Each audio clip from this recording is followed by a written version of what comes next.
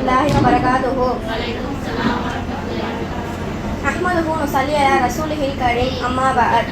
ஃபகத் கால அல்லாஹு தஆலா ஃபில் குர்ஆனில் அலீம் வல் ஃபுர்கானில் மஜீத். இச்சபையில் அமர்ந்திருக்கும் அனைவருக்கும் என் கண்ணியமான சலாமை கூறிக்கொள்கின்றேன். அஸ்ஸலாமு அலைக்கும் வரஹ்மத்துல்லாஹி வபரகாத்துஹு. யாரை அல்லாஹ் சீர்திருத்த நாடினானோ அவர்களை தான் இந்த மாதிரி நல்லோர்களின் சபையில் அமர செய்யும் பாக்கியத்தை அளிப்பான். நம் அனைவருக்கும் அல்லாஹ் இதனை கடைசி வரை தந்தருவானாக. ஆமீன்.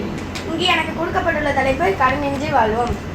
இன்றைய சமுதாயத்தில் பல குடும்பங்கள் நிம்மதி இல்லாமல் வாழ்றதுக்கு காரணமே கடன் தான். இஸ்லாம் கடன் வாங்கவே கூடாதுன்னு சொல்லலை, ஆனால் அவசியம் இல்லாமல் வாங்கக்கூடாதுன்னு எச்சரிச்சிருக்கு. கடனை எழுதி கொள்ளுங்கள். அதாவது இப்போ நீங்கள் யாருக்காச்சும் கடன் கொடுத்தாலும் கடன் வாங்கினாலுமே அதை எழுதி வச்சுக்கோங்கன்னு சொல்கிறாங்க. வட்டி பற்றிய எச்சரிக்கை. அல்லாஹ் வட்டியை அளிக்கின்றான், தர்மங்களை வளர்க்கின்றான். வட்டி மற்றும் கடன் மனிதனின் பரக்கத்தை அளிக்கும், குடும்ப அமைதியை கெடுக்கும், மன நிம்மதியை பறிக்கின்றன.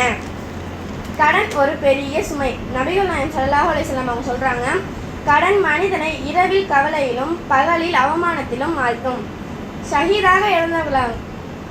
ஷஹீதாக இருந்தவருக்குமே கடன் மன்னிக்கப்படாது. அல்லாஹ்வின் பாதையில் ஷஹீத், அதாவது இப்போ யாராச்சும் அல்லாஹ்வின் பாதையில் ஒரு மனிதர் இறந்துட்டாலுமே அவங்களுடைய எல்லா பாவமே மன்னிச்சிடும், ஆனால் கடன் மட்டும் மன்னிக்கப்படாது. வட்டியை முழுமையாக தவிர்க்க வேண்டும். வட்டி கொண்ட கடன் உலகிலும் ஆகிரத்திலும் நஷ்டம்தான் ஏற்படுத்தும். சேமிப்பு பழக்கம் வேண்டும். சிறிதாக இருந்தாலும் சேமியுங்கள். தேவையற்ற ஆடம்பரத்தை தவிர்க்குங்கள். திருமணம், வீடு விழாக்கள் எல்லாத்தையுமே எளிமையாக நடத்துங்க. நபி ஸல்லல்லாஹு அலைஹி வஸல்லம் அவங்களுடைய காலத்தில் ஒரு சஹாபி இறந்துட்டாங்க. அவங்கள குளிப்பாட்டி கஃபன் கட்டி நறுமணம் பூசி ஜனாசா தொழுகைக்காக வச்சுருக்காங்க. நபி ஸல்லல்லாஹு அலைஹி வஸல்லம் வந்து தொழுகைக்காக நிற்கையில் பின்னாடி திரும்பி கேட்குறாங்க. ஒரு சஹாபாக்கள்கிட்ட கேட்குறாங்க, இவங்க மேலே ஏதாச்சும் கடமை இருக்கா அப்படின்னு சொல்லி கேட்குறாங்க. அதுக்கு சஹாபிங்கெல்லாம் சொல்கிறாங்க, ஆமாம் இவங்க மேலே ஒரு கடன் 2 தீனார் கடன் இருக்குன்னு சொல்கிறாங்க.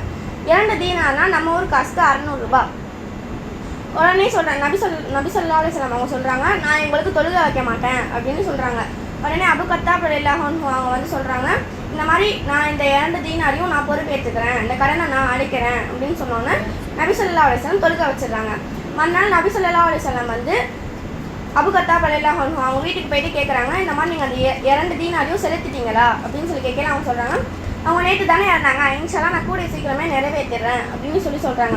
உடனே நபி ஸல்லல்லாஹு அலைஹி வஸல்லம் மறுநாள் வந்து இந்த மாதிரி நீங்கள் இந்த 2 தீனாரையும் நிறைவேற்றிட்டீங்க அப்படின்னு சொல்லி கேட்டப்ப அவங்க சொல்கிறாங்க, யார் ரசூல்லா, இந்த மாதிரி நான் அந்த 2 தீனாருமே செலுத்திட்டேன் அப்படின்னு சொன்னோன்னா நபி ஸல்லல்லாஹு அலைஹி வஸல்லம் தோள்பட்டையே முழுமையடைதான்.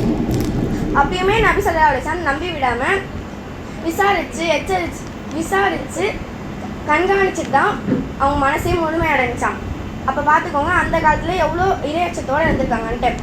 கடன் வாழ்க்கையை சிரமப்படுத்தும். வட்டி வாழ்க்கையை அழிச்சுவிடும். சிக்கன வாழ்க்கை பரக்கத் தரும். ஹலாலான வருமானம் நிம்மதியை தரும். இம்மையிலும் வாழும் வரை கடனின்றி வாழ்ந்து மன்னிக்கும் போது கடனின்றி மௌத்தாகும் பாக்கியத்தை அல்லாஹ் நம்மளுக்கு அனைவருக்கும் தருவானாக. ஆமீன். வாஹிர் தவானா அல்ஹம்துலில்லாஹி ரப்பில் ஆலமீன். அஸ்ஸலாமு அலைக்கும் வரஹ்மத்துல்லாஹி வபரகாத்துஹு.